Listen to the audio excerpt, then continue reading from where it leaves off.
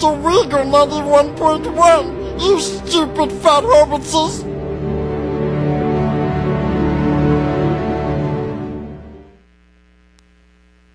Hello and welcome to National Sports here at noon on Friday, just like always. And as always, I'm your host, Dillard, and joining will be Jahlani Baptiste when he comes back. He should be walking in any second right now. But you know what? We'll go on without him. So, there was a couple college football games last night that I think are worth talking about. Especially last night, there was the North Carolina Pittsburgh football game. Number 23 Pittsburgh playing at home. And North Carolina got the upset victory over Pittsburgh. I know fellow Weagle sports analyst Ron Lavoie was cheering his head off when North Carolina was putting the beat down on Pittsburgh through a good portion of the game. Marquise Williams had 270 yards and 2 touchdowns for North Carolina, while Nathan Peterman had 262 yards and a touchdown for Pittsburgh. This game had a big significance for the ACC conference, or I should say the ACC, not conference, double negative. It had big implications for the ACC as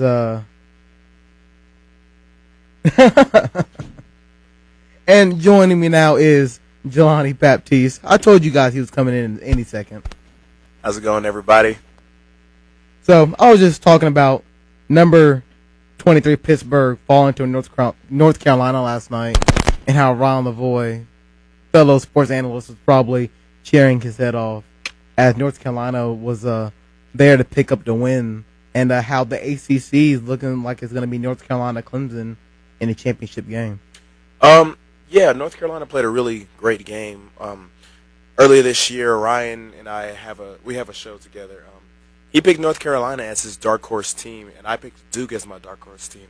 I think, this North Carolina, Duke are going to be one of the people that show that represents the ACC in the game versus Clemson. I'm not giving it to I'm not giving it to North Carolina just yet. Duke, they look just as good. The only loss was to Northwestern. Started off pretty hot, but North Carolina is definitely up there. I think, though, like I said, Duke North Carolina game, that's going to make a big difference in whoever represents them to play Clemson. I don't see Clemson losing any games in the ACC. And it's ACC is still a little too early to call, but I think Duke or North Carolina are gonna represent them from the Atlantic Division. So it's a lock that Clemson's going to the championship game at this point.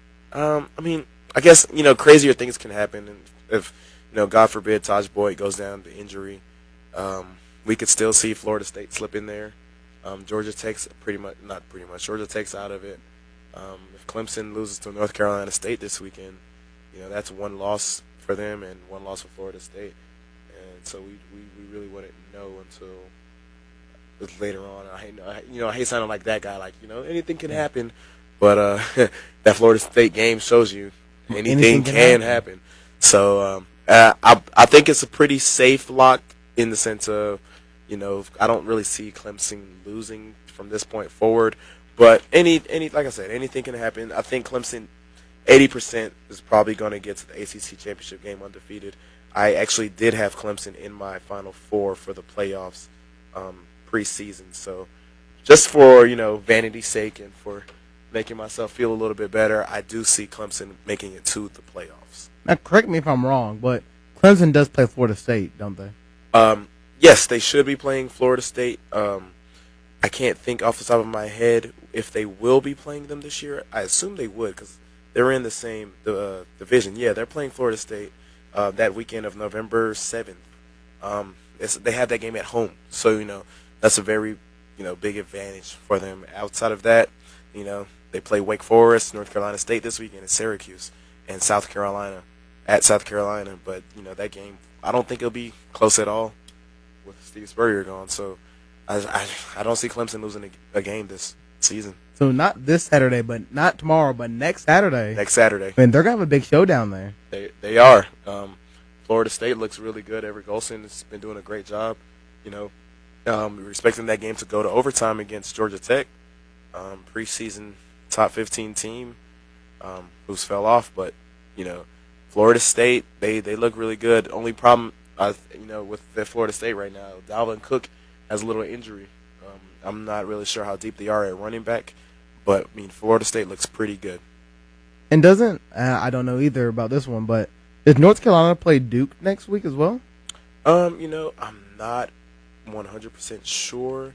It would have to be soon. I'm thinking it might be next week. Yeah, it is next week. So next week is just going to decide the ACC at that point. Yeah, pretty much after that, it's safe to say the ACC will be, wrapped up, because right now Duke is second in the Coastal Division, with I don't they're tied for second there. We're not really sure how this is going to work out, but hey, like you said, that looks like next weekend is the weekend for the ACC. There's two matchups that really determine the division. We got Duke and North Carolina. Yep. And let's not forget Alabama LSU play next week as well. Alabama LSU does play next week. So next week is just not to forget our Tigers. Our Auburn Tiger plays Texas A&M. Texas A&M is going to be looking to get a little bit momentum back going. They're not completely out of the SEC picture at this point. Yeah. So they need to get a couple victories. Auburn is looking just to rectify their season a little bit, win some games, just finish on a better note than they did last year. Going over to the Pac-12, they had a game last night too. Oregon, Arizona State. I'm pretty sure my time, which is Eastern time, because I live in a weird part of Alabama. That game ended probably around 2:00 in the morning, my time. They went in 3 overtimes. It was 61-55, Oregon over Arizona State. Brennan Adams had 315 yards, 4 touchdowns, and interception, and I don't even know how to say his last name, the quarterback for Arizona State, so I'm just calling him Mikey B. Mikey B had 398 yards, 5 touchdowns, and 2 interceptions. Oregon, going into the game for Oregon, I just thought, their season, whatever they thought their season was going to be, it's just not that anymore. But apparently, this game was slated as the deciding factor for the Pac-12. The loser is out of the Pac-12 race and the winner is still in it. And I looked at it, and Oregon still is in the Pac-12 race, even though all I've heard from people is that Oregon's playing just horribly. But they're still in it.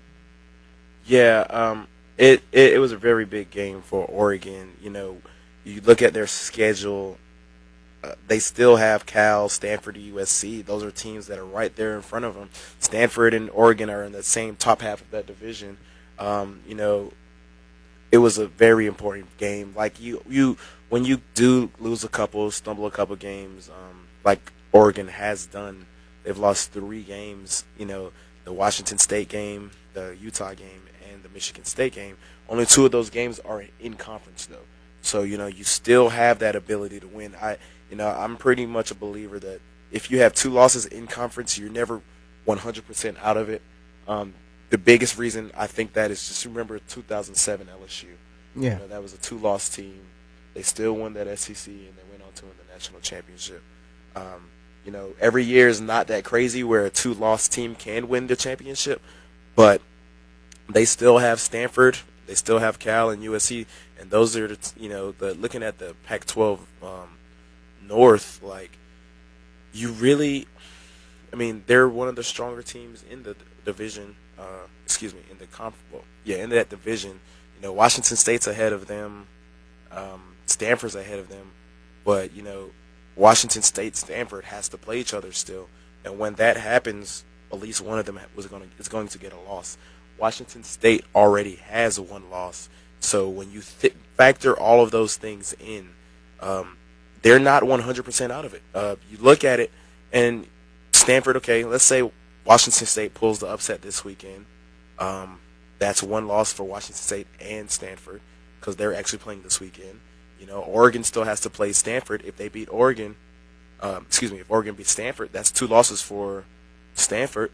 And you look at over at Washington State's football schedule, they they're playing, like I said, if let's say they won this weekend, they still have to play Arizona State, UCLA, and Washington.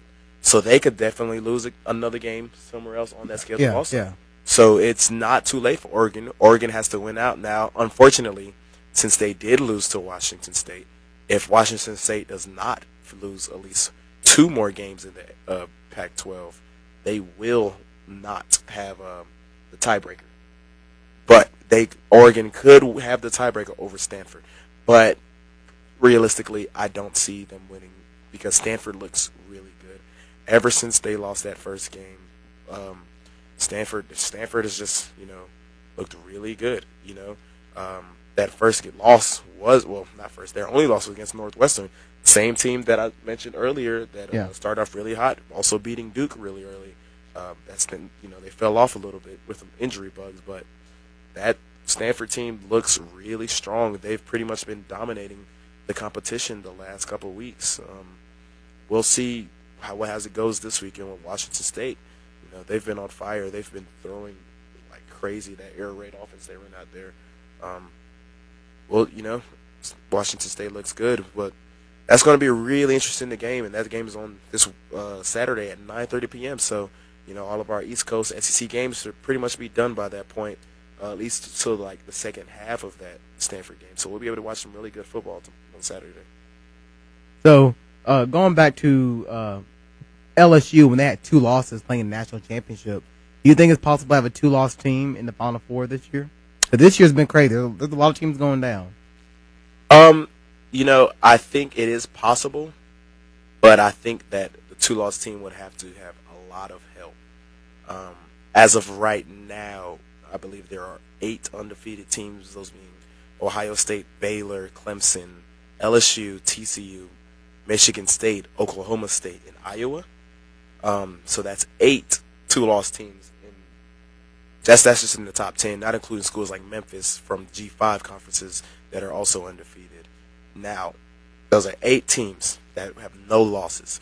Mm-hmm. Now, when you take those teams away, you still have a lot of 1-loss teams with like Alabama, Stanford, Notre Dame, Florida, and Utah, and Oklahoma. I'll stop there because that's probably the teams with the most potential to actually get in. That's just the top 14. From there, a lot of those teams do actually play each other. So, it's anything, it's possible. But I think if it is to happen, it would more than likely be an SEC team. No SEC team, I say in the playoffs at all is going to be really hard for me to say.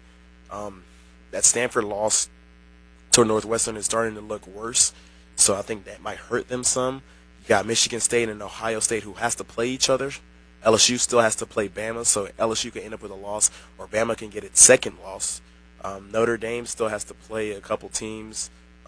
Notre Dame still has to play Clemson. Excuse me, not Clemson. Notre Dame still has to play Stanford. So Stanford or Notre Dame can get their second loss. Iowa still has to play a couple Big Ten schools. Right now, there's 3 Big Ten schools in the top 10. So somebody's going to have to play each other. Remember, Baylor, TCU, and Oklahoma all play each other, and let's not forget about Oklahoma State as well. Yeah, they're in that mix as well. That's 4 Pac-10. That's 4 Big 12 teams that are in the top 12. 3 of them undefeated, and 1 with 1 loss. Yeah. So there's going to be a lot of shifting and moving still. Rivalry weekend will determine a lot. People always say that it's the last week of football, so of course it determines a lot. But rivalry weekend are also where a lot of the powerhouses play each other. You kind of just have to wait and see how the rest of the season breaks down. TCU or Baylor is going to have to. One of them is going to lose if they play each other. So there's going to be a loss there. Michigan State and Ohio State, right now they're signing up for a head-on collision to see who goes to the playoffs. They're both undefeated, and Iowa's saying, "Hey, don't forget about us. We're undefeated in the same conference." So we'll see what happens. It should be a really interesting last couple weeks of football. November's going to get a little crazy because there's a lot of teams still fighting for playoff spots. And on that note, we're going to take a quick commercial break, and when we come back, we're going to look at games for tomorrow and may talk a little bit about the World Series. You listen to National Sports here on WEGL 91.1 FM. You are a waste. A loser. Everyone hates you. Why don't you just stay in your car and keep driving? I'm serious. Drive until you run out of gas, then get out of your car and walk until you find someone who doesn't think you're dumber than bricks. Could take a while, but at least all that walking might burn a couple of calories. You may not witness bullying like this every day. Your kids do. They want to help, but they don't know how. Visit stopbullying.gov to learn safe, simple ways your child can help stop bullying. Be more than a bystander at stopbullying.gov. A message from the Ad Council. In the small town of Elmira, New York, a boy was born into an all-American family. The odds of him achieving his dream in the fashion industry? 1 in 23 million. The odds of having a child diagnosed with autism? 1 in 88. I am Tommy Hilfiger, and my family is affected by autism. Learn more at autismspeaks.org/signs. Brought to you by Autism Speaks and the Ad Council. So, I'm a dog, and I'm kind of new to this family, but I've noticed a trend. My humans do this thing where they go around and get all my toys and hide them in this basket, but it's always the same basket, and it's always the same place, and then they act so surprised when I find them, but I'm like, hello, that's where you put it last time. Humans are the worst at hide and go seek. A person is the best thing to happen to a shelter pet. Be that person. Adopt. Brought to you by the Ad Council and the ShelterPetProject.org. My son Aiden has asthma. Secondhand smoke has triggered his asthma so badly, he ended up in the emergency room and spent multiple nights in intensive care. Now he's on a whole bunch of medications. My tip to you is, don't be shy about telling people not to smoke around your kids. Half of U.S. kids are exposed to secondhand smoke. If you or someone you know wants help, call 1-800-QUIT-NOW. A message from the U.S. Department of Health and Human Services and CDC. Well, here we are again, and I got to tell you, Jim, this match has me really concerned. That's right, Ron. In one corner, we have a powerful heavyweight, a train, weighing in at a whopping 6,000 tons. And in the other, this hasty lightweight challenger, a car, at just 1.5 tons. This does not bode well for the car or the people in it. Ron, this is one of those rare moments where I actually find myself at a loss for words. This driver can't think he can beat a train. I can hardly bear to watch. It's no contest. Every day, people are injured or killed trying to beat a train at rail crossings. Trying to beat a train is more dangerous than you think. See Tracks, Think Train. For more safety tips and information, visit ctracksthinktrain.org. And welcome back to National Sports here on WEGL 91.1. I'm the host, Jared Dillard, here with Jahlani Baptiste, and joining us now is Otto Clark. Otto, how you doing today? I am so glad you let me be a part of the show. I'm great, man. Anytime you get to talk about sports, it's a great day, in my opinion. Otto, your voice is so deep, I have to turn you down a lot on this board. My apologies. Oh, that's just fine, because you know what? You're here to make game picks with us. I am. And starting first, our lovely Auburn Tigers playing at home. Noon game against number 19 Ole Miss on Halloween.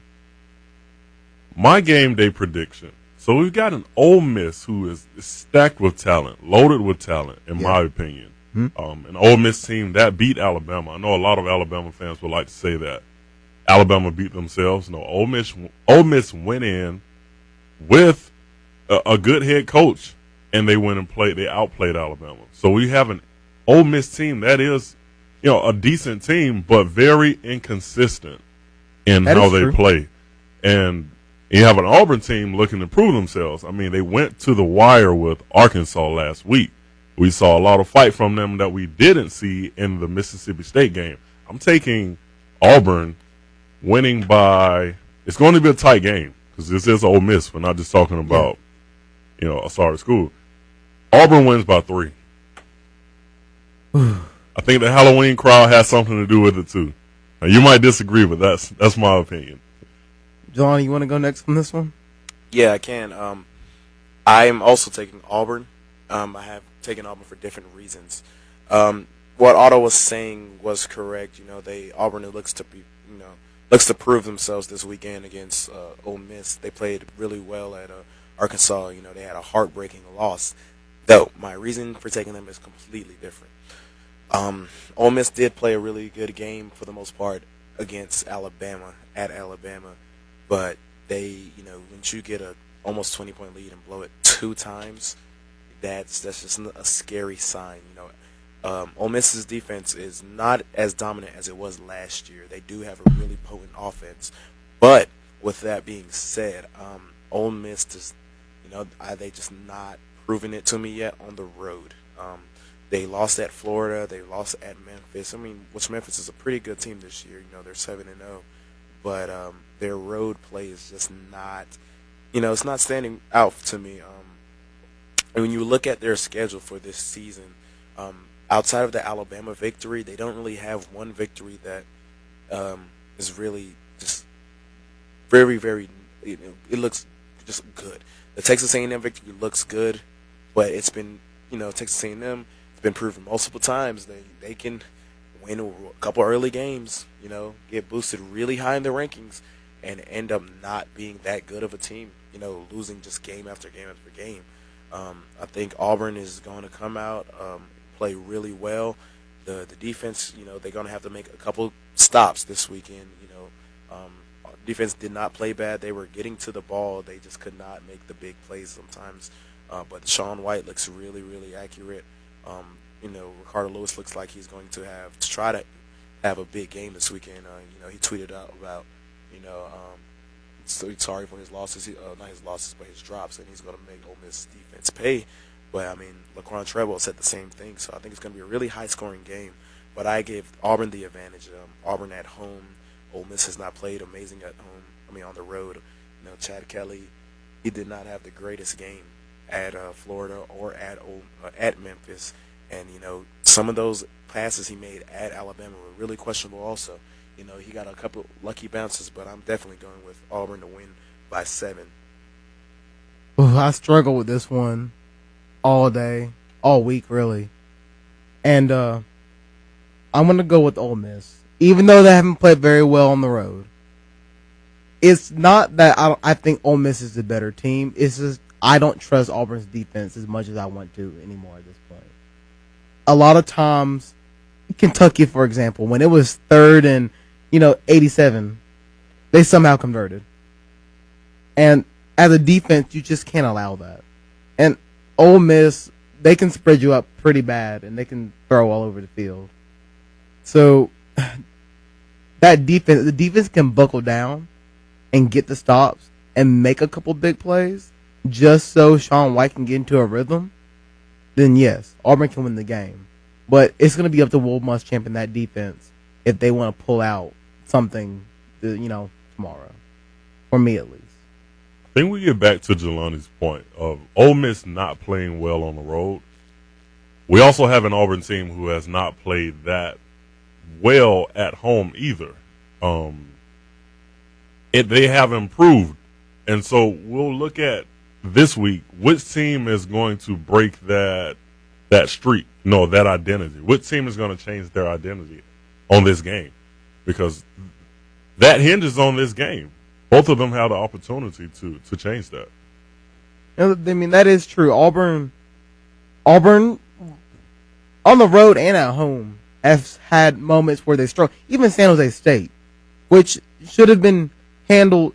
That game was too close for too long, for my taste, against San Jose State. For an Auburn team with a history as Auburn has, the Jacksonville State game, we would even say. In Jacksonville State, I don't want to discredit anything they have. Yeah. Their receivers, those 2 receivers looked excellent against, our defense. They had career games against a power conference school, but what was my point? You forgot your point. This is why you bring a sheet so you stay in line. But yeah, I mean, I agree with you guys are saying, but the Auburn team from now and those games are definitely different. Jeremy Johnson was the starter up until the Mid-State game. That was Sean White's first game. So, yes, Sean White didn't play amazing, but we still had different issues going on with Duke Williams in the receiving core.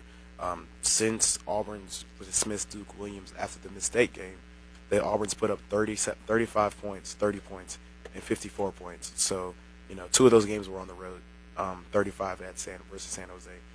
Now, anybody that has any question about that offense, Sean White was working on a limited playbook that first game. San Jose and still put up 35 points. Auburn's defense, held them to 21, but they also had the only running back in the country to run for 300 yards at that point, and they held the time of possession for almost 35, 40 minutes. San Jose just held onto that ball, and Auburn scored really quickly on short fields. So I think you guys are making really good points, but at the same time, San Jose was just a different outlier game because Sean White was only in his second true game as a starter. And that was his first game with his new receiving core. When you lose your go-to guy, Duke Williams, after your first game starting, you have to find new receivers and gain chemistry, and that's what they have done. Peyton Barber's been looking amazing.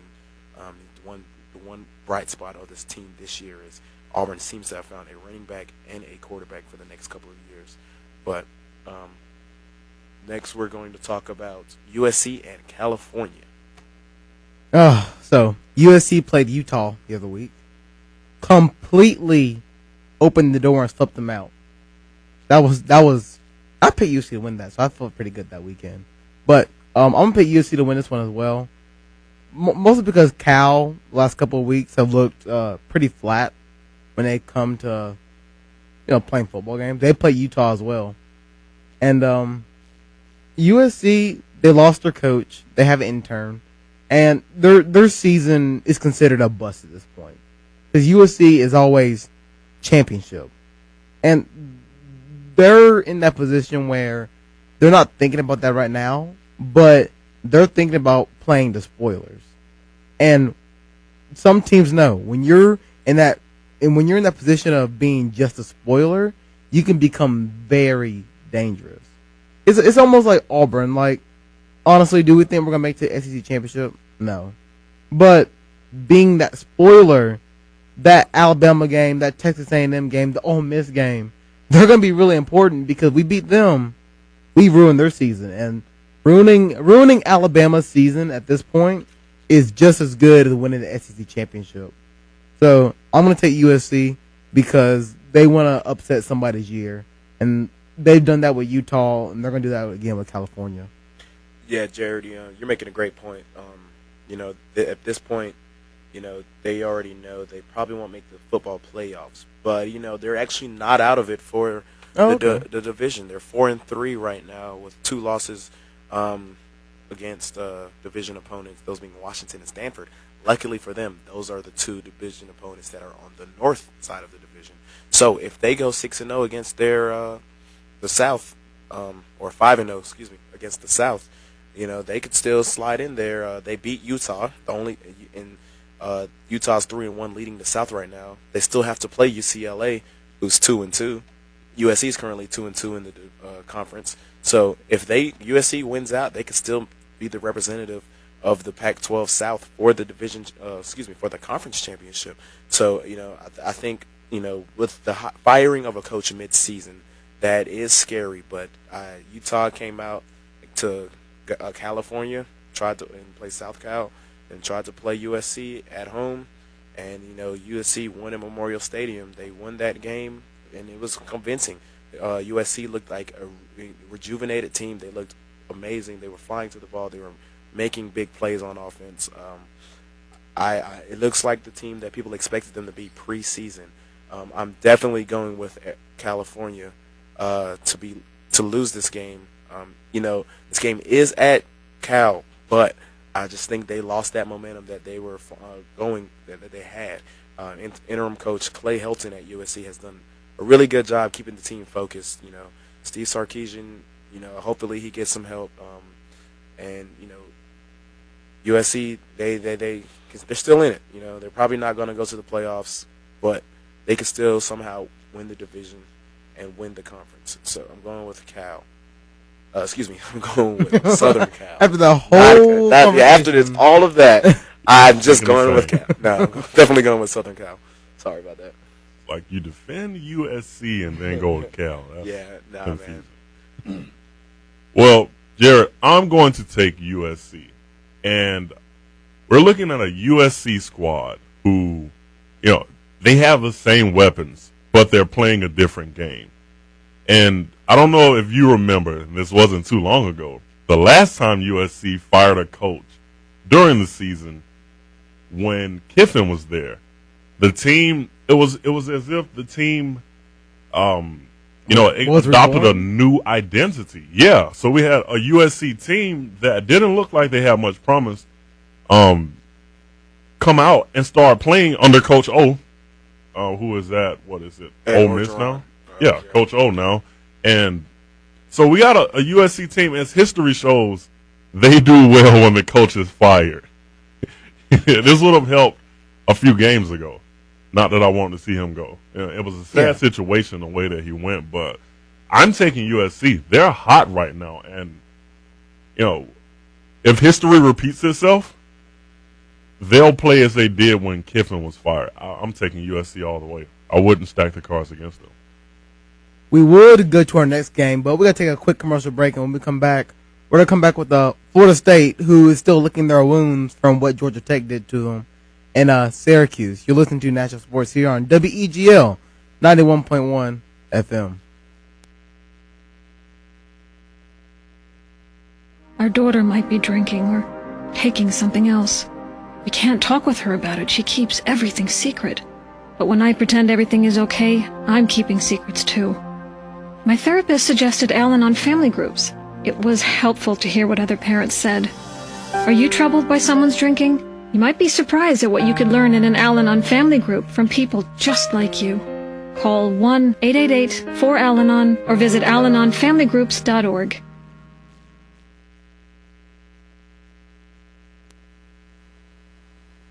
And welcome back to National Sports here on WEGL 91.1 FM. I'm Jared Dillard here with Jahlani, Baptiste, and Otto Clark, going through our game picks for this Saturday. And the next up is number 17, Florida State, after what happened with Georgia Tech. That was sad.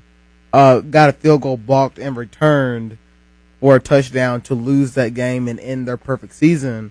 They're going to stay at home this weekend and play. No, not at home? Oh, they are at home. Okay, I thought you were shaking my head like, no, they're not at home. Okay, so they're going to stay at home and play Syracuse, who's played a couple of tough opponents. I remember they played LSU, and they were in there for a little bit. I think it's an interesting game just to see how Florida State bounces back after what happened. I mean, that's how a team gets deflated right there, is what happened to Florida State. But another interesting thing is that they have a lot of players that are, banged up a little bit, like every team. So for this game, I'm still going to take Florida State. And it's interesting because of earlier in the show, we talked about how is it a lock that North Carolina Clemson ACC championship, and here's Florida State, tugging along, and they have to play Clemson next week, like we said. And if they look a little sluggish in this game, it's not going to look good next week. So who do you guys got? You might disagree with me, but I am going to take Syracuse on this one. We're talking about a Syracuse team, and they are on a 4-game losing streak, which it could turn into 5 this weekend, but I don't think it will. Each of those losses, so they lost to LSU, but it's a 34-24 loss. That's not that bad considering the talent that LSU has and the way they've played this season. They went to South Florida, and that was a bit of a lopsided loss, and the one at Virginia. So this is a team who plays their opponents, very tightly, and the losses are really close. I'm thinking that Florida State will not leave that slump. They're still in the slump, I believe, and they won't come out firing on all cylinders like the Florida State that we saw a few years ago. Because I feel like they've been limping through this season, but I'm taking Syracuse. Yeah, I'm gonna disagree. This Florida State team it's actually been a pretty good team this year. They played the same South Florida and won by 20 compared to Syracuse that lost by 20. They played Wake Forest. They won by 8. They played Miami, won by 5. Played Louisville, won by 20. And played Georgia Tech. And, we all know how that ended on the field goal.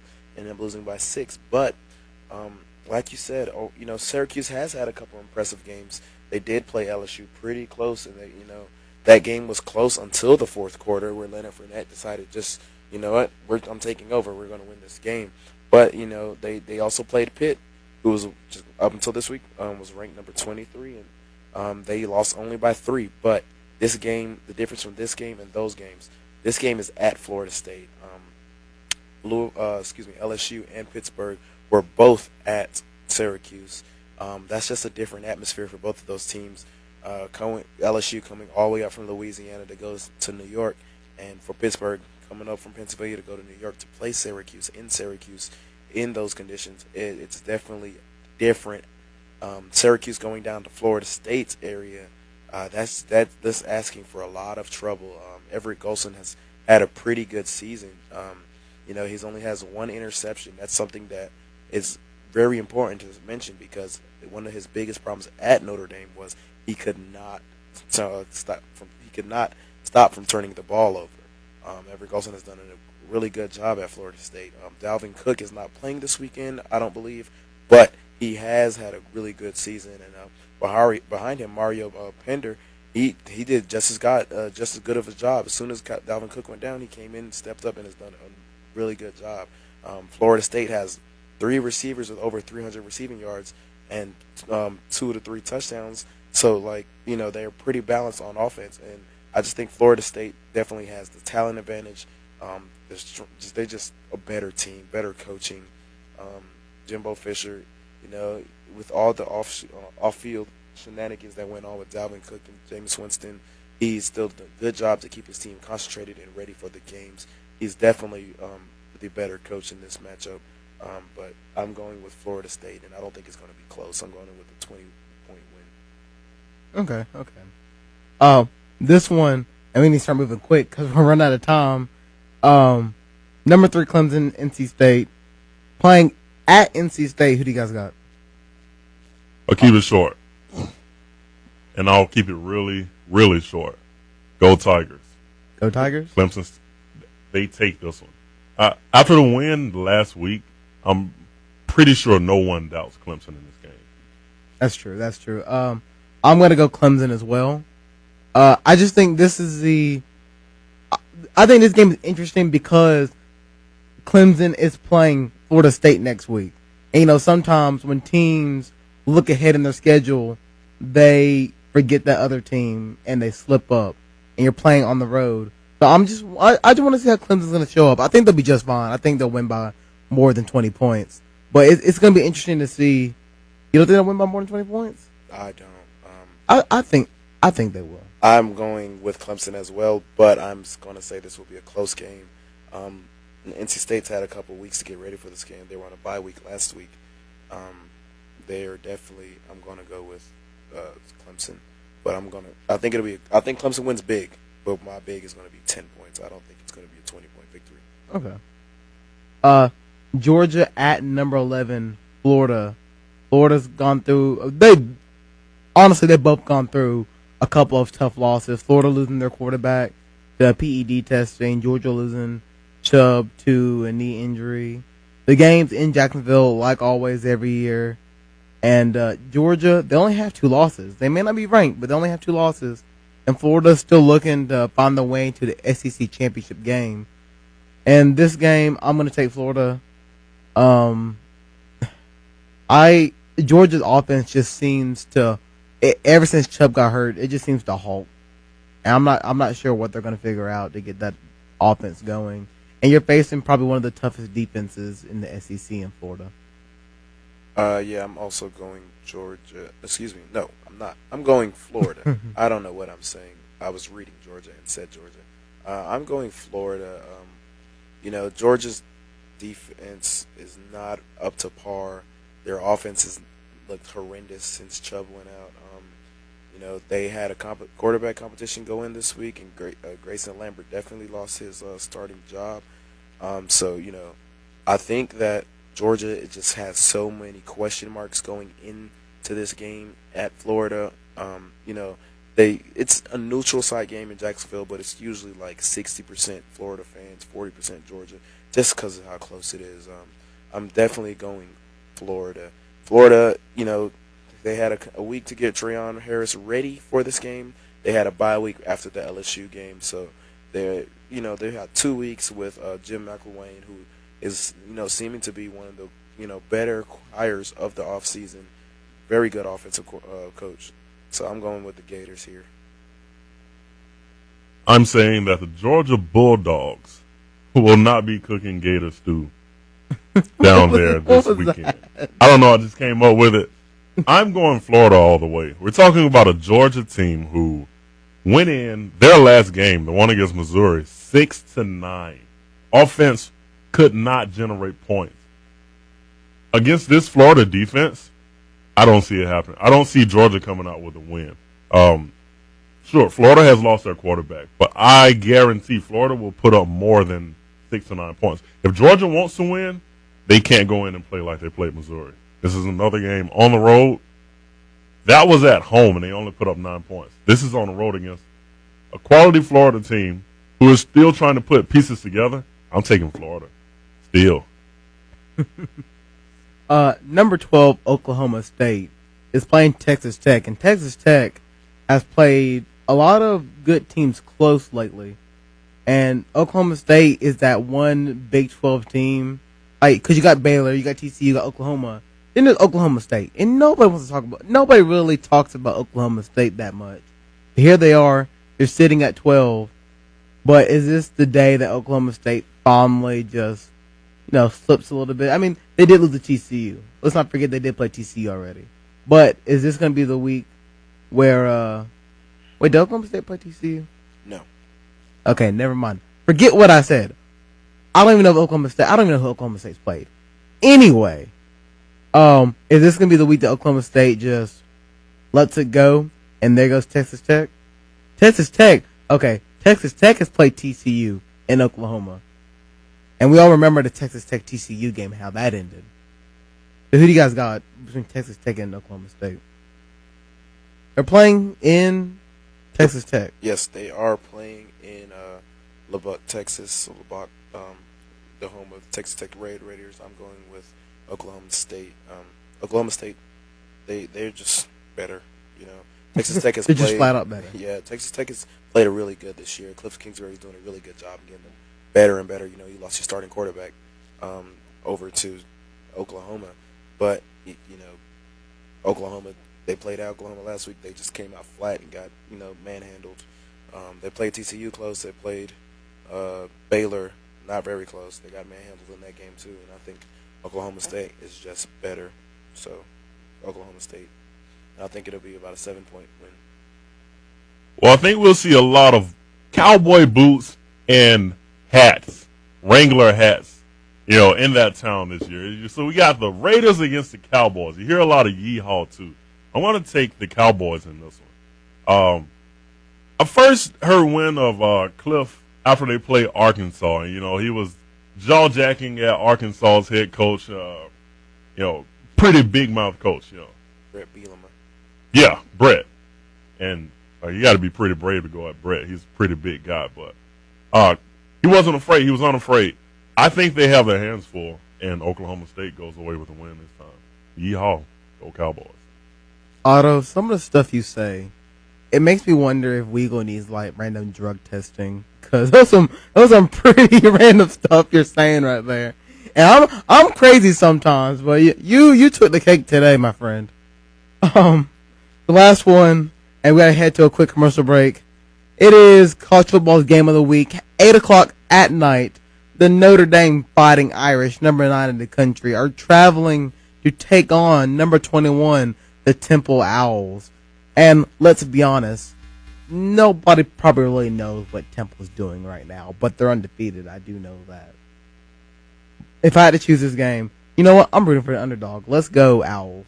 I don't know how else to say that. I gotta agree and then I disagree. They aren't the underdog. See, you gotta know what's working behind the curtains. We're talking about a Temple team that is undefeated, but it's not for no reason at all. We're talking about a head coach who has previous experience with the Giants. Talking about the NY Giants, professional team. He's got quality experience.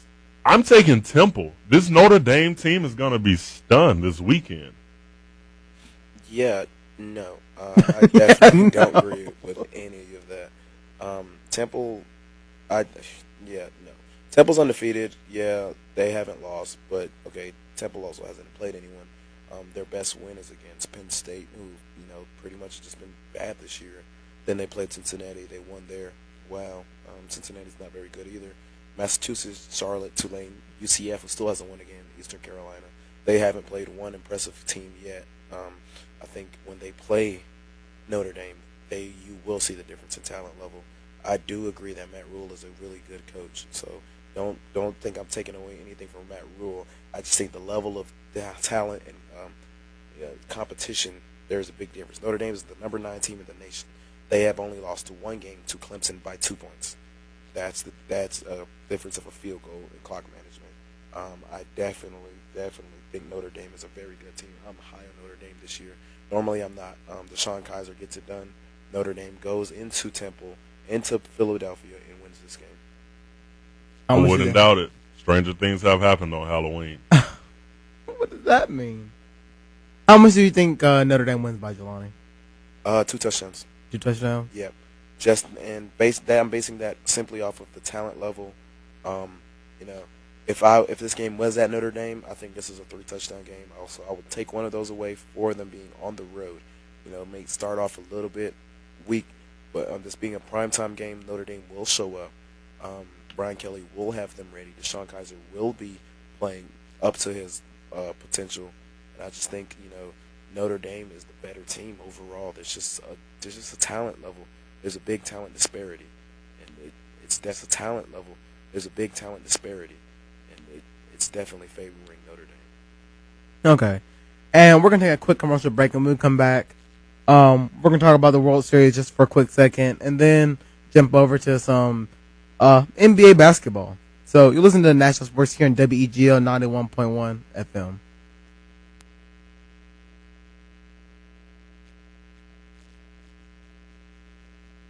One day, I'll teach chemistry to kids. I'm going to be an architect. My dream is to be a chef. At the U.S. Department of Education's Office of Federal Student Aid, we provide more than $150 billion each year in grants, loans, and work-study funds, making higher education possible for anyone, at any stage of life. I can go back to college. I can change careers. I can make a difference. Federal Student Aid, proud sponsor of the American Mind. Learn more about money for college at studentaid.gov.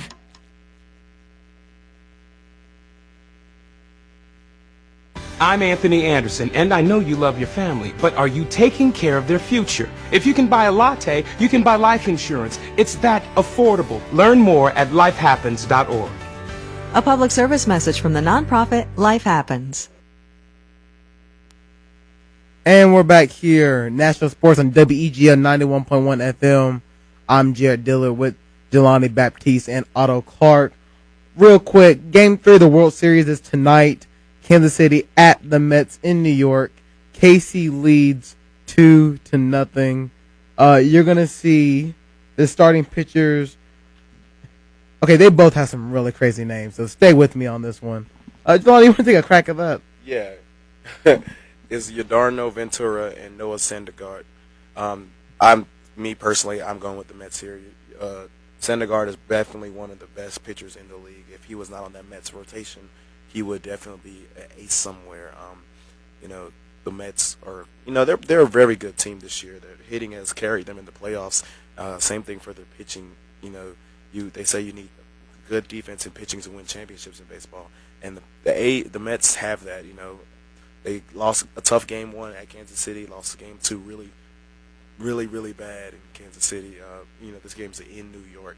I think the Mets finally get a victory and turn the momentum in the series just a little bit, because just looking at the pitching matchups for the rest of this series, the Mets go 4 deep. with really good pitchers, and the Royals only have 2 really good pitchers. So, Donnie, tell me, if Kansas City wins this game tonight, is it over for the Mets? I don't say it's over. I think it'll be tough for them to come back and win it all. But I do think the Mets at least steal 1 victory away. That Mets pitching staff is just too good top to bottom to lose in a 4-game sweep. It just doesn't make sense to me if it does. Some things line up one way that they wouldn't expect. So if that does happen, I'm going to say that I would be really surprised, but I do think the Mets steal Game 3. All right. We're going to jump over to NBA right quick. The Dallas Mavericks, my Dallas Mavericks, I'm a Mavericks fan, I'm not going to lie, played the Los Angeles Clippers and DeAndre Jordan. So you know where I'm going. Because this summer, I was a little salty. I'm not going to lie to you. The Mavericks played the Clippers. It didn't end very well for the Mavericks. 104-88. John Jenkins had 17 points while Dirk had 16 points. Blake Griffin had 26 points, while DeAndre, I think he had like 6 points and like 9 or 10 rebounds. He did pretty okay. But there was a little scuffle between Dirk and DeAndre, in the game, and it just shows these teams. There's a rivalry forming between them. Although Mark Cuban said before the game, the Clippers are the Clippers. They're not really our marquee rivals. Something's going to go down with these teams in the next couple of years. And, as a Mavericks fan, I'm not sure if I'm looking forward to this rivalry because we're going to be on the short end of it for a good bit. What do you guys feel about that? Yeah, I do agree. Whenever you have a situation go down like what happened this offseason between DeAndre Jordan committing to go sign with the Dallas Mavericks and then changing his mind and pretty much not answering any phone calls from the Mavericks representation and going back to Los Angeles, you will have a little bit more excitement to play that team and a little bit more energy. So, I think a scuffle between Dirk Nowitzki and DeAndre Jordan is not, it's not a big deal. It's something you should look out for future games when you're reffing. But I don't think that it's going to be anything. But Dirk Nowitzki's getting to the point in his career. He's been here. He's established. He's not going to, I don't think he's going to do anything stupid to jeopardize playing like for the season. He knows there's a greater goal at task. And same for DeAndre Jordan. He came back to L.A. to win. I don't think either of them are going to do something stupid in one game and ruin their entire season. I do think that Los Angeles Clippers and the Dallas Mavericks are going to be really primetime games for every time they play. Every time the Dallas Mavericks play the Clippers, it's going to be a primetime game because the NBA, they know the drama that went down. They know that people want to see what's happening. It's going to bring attention to that, to those two teams. So it's going to be a marquee matchup for sure. Yeah, I would talk about the rest of the NBA, but since we're running out of time, I'm just going to jump over to the NFL. And just at the end of every show, just run through my game picks. Because we have about 5 minutes left. So, in the NFL, Detroit's playing Kansas City and London, because the bad teams always play in London these days. And I picked Detroit to win that one. Atlanta's playing Tampa Bay. I picked Atlanta. Arizona's playing Cleveland. I picked Arizona. I picked St. Louis over San Francisco. Jahlani, I picked the Giants over the Saints. I know that make you happy. See Eli playing good. Minnesota over Chicago. San Diego over Baltimore. Pittsburgh, if Big Ben plays for Pittsburgh, I'll pick them over Cincinnati to break up their winning streak. Houston over Tennessee. The Jets over the Raiders. The Cowboys over the Seahawks. The Packers over the Broncos. And J.J. Jackson, if you're listening, I really hope the Indianapolis Colts beat your Carolina Panthers on Monday Night Football. It ain't going to happen. He's a Panthers fan. I'm a Colts fan. Monday night, he's going to be trash talking because the Colts probably will get whipped. But you know what? If they win, don't show up to school tomorrow. How do you guys feel about that? About the last game? About any of the games. For the most part, I agree. I pretty much had the same rundown. I think Kansas City beating Detroit is only one of the main differences. I'm going with Atlanta over Tampa, Arizona over Cleveland, St. Louis over San Francisco, the Giants. I do think we will win this game. I think it will be tough, though. Playing in the road at the Superdome, I think that will be a pretty tough game. Minnesota, I do have over Chicago. San Diego, I do have over Baltimore.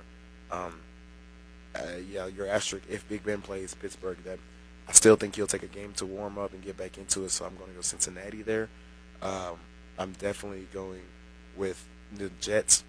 No, I can't do it. I'm going with Oakland. I'm going with Oakland over Oklahoma, over the Jets. This game is in Oakland, and going West Coast as an East Coast team, that you usually have a little lag and play a little slow. So I'm going with that. I'm going with Seattle over Dallas. Dallas still doesn't have a quarterback. There's no way. I don't know. Brandon Weeden is really bad. I'm going with Seattle. Green Bay, I am going with Green Bay over Denver. Both teams are undefeated. Well, yeah, both teams are undefeated right now.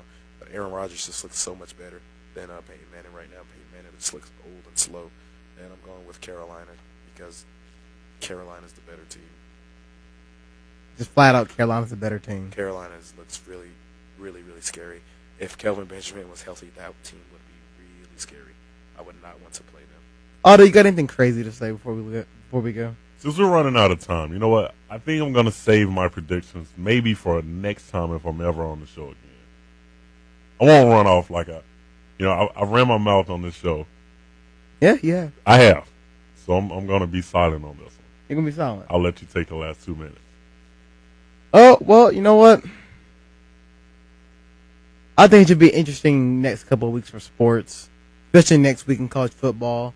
NBA starting to get, heated. World Series is getting to, the juicy parts, and the NFL, this is where the playoff teams start to separate from the teams that are not going to be there. So it's going to be the next couple of interesting weeks in sports. But that's going to do it for us today. Thanks, Jahlani and Otto, for coming on the show with me today. My pleasure. No problem, man. It was a good time. That's the show for today. You've been listening to WEGL 91.1 FM, National Sports. Like always, see you next Friday at noon.